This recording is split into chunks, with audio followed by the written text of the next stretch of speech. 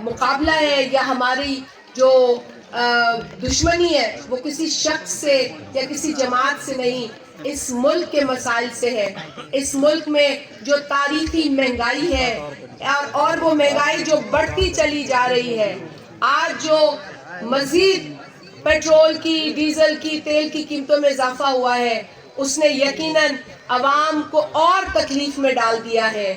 بے روزگاری نے عوام کو ویسے ہی تکلیف میں ڈالا ہوا ہے، غربت ویسے ہی بڑھتی جا رہی ہے. یہ وہ نکات ہیں جس پر بلاول صاحب بات کرتے آئے ہیں اور آج بھی کر رہے ہیں، اور آج بھی وہ وفاقی حکومت کو کہہ رہے ہیں کہ اس ملک کے کسان کو مضبوط کریں، اس ملک کی زراعت کو مضبوط کریں. اگر سبسڈی دینی ہے تو کسان کو دو، اگر بجلی کے بل میں ریلیف دینی ہے تو کسان کی ٹیوب ویل کو دو، تاکہ وہ جو کاشت کرتا ہے اس کی کاسٹ کم ہو اور اس کو وہ بوجھ نہ برداشت کرنا پڑے جو وہ اس مہنگائی میں کر رہا ہے. کیونکہ اگر کسان خوش نہیں ہے تو ہماری کاشت خوش نہیں ہے، اگر ہماری کاشت خوش نہیں ہے تو ہمارے پاس کھانے کو نہیں ہے. تو انسان سب سے پہلے اپنی فوڈ سیکیورٹی کی سوچتا ہے، اور فوڈ سیکیورٹی تبھی ممکن ہے جب اس ملک کا، اس سندھ کا، اس ضلع کا کسان مضبوط ہو. اور یہی بات بلاول صاحب کہہ رہے ہیں کہ جو ریلیف دینی ہے زراعت کو دیں، جو ریلیف دینی ہے ہاری کو دیں، جو ریلیف دینی ہے آباد گار کو دیں.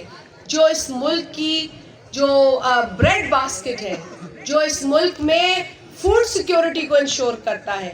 ہم تو بڑے خوش نصیب ہیں کہ ہمارے پاس وہ مٹی ہے جس میں جیسا بیج بھی ڈالو اس سے پودا نکلتا ہے، اس سے پھل ملتا ہے، اس سے فصل اگتی ہے. ہم تو ہے اسے شروع کر رہی ہے.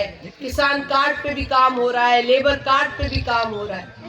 تو یہی سوچ بلاول صاحب وزیر اعظم پاکستان کو دے رہے ہیں، اس ملک کی وفاقی حکومت کو کہہ رہے ہیں کہ غریب کو مضبوط کرو، آپ اس ملک کی بنیاد کو مضبوط کرو تاکہ یہاں جڑ مضبوط ہو. اوپری ریلیف اور ان لوگوں کو ریلیف نہ دی جائے جن کو ریلیف کی ضرورت نہیں ہے، ان کو دی جائے جن کو ضرورت ہے ریلیف کی.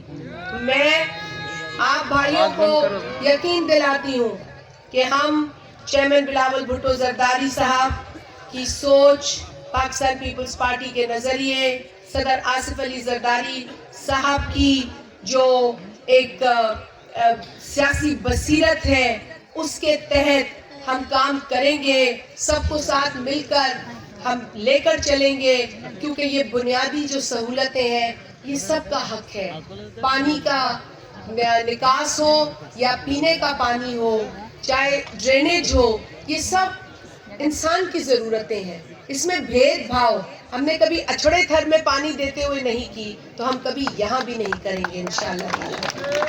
یہ تو اللہ کا شکر ہے کہ وہ لوگ کامیاب ہوئے ہیں جن کے سینے میں دل دھڑکتا ہے، وہ لوگ کامیاب ہوئے ہیں جنہوں نے عوام کی خدمت اور جمہوریت کے لیے خون دیا ہے، جن کا سب کچھ لٹ گیا لیکن وہ پھر بھی عوام کے لیے آواز بلند کرتے رہے. تو ایسے لوگ آج اس حلقے میں آئے ہیں، اور وہی میں نے کہا کہ جس دھاندلی سے نوید ڈیرو کو ہرایا گیا، جو سیٹ آپ نے لی اس سیٹ سے آپ کچھ کریں گے تو نہیں، صرف اپنی انا کی تسکین ہوگی. لیکن ایسی کون سی تسکین ہے کہ آپ اوتھ بھی نہیں لینے جا رہے؟ آپ کو پتہ ہے آپ نے کیسے جیتی ہے وہ سیٹ، تو اسی لیے آپ اوتھ بھی نہیں لینے جا رہے. جس نے عوام کی سپورٹ سے جیتی ہو وہ پہلے دن جا کے اوتھ لیتا ہے، وہ کہتا ہے کب میں نے اوتھ لینا ہے تاکہ میں اپنے لوگوں کی خدمت شروع کروں. تو بس اب ایسے لوگوں کی تعریف تو ان کی اپنی حرکات بتاتی ہیں، لیکن آپ لوگ اسی ہمت سے اپنی کھلی سوچ سے، کھلے ذہن سے ہمارا ساتھ دیں. ہم مل کر ٹیم ورک کریں گے.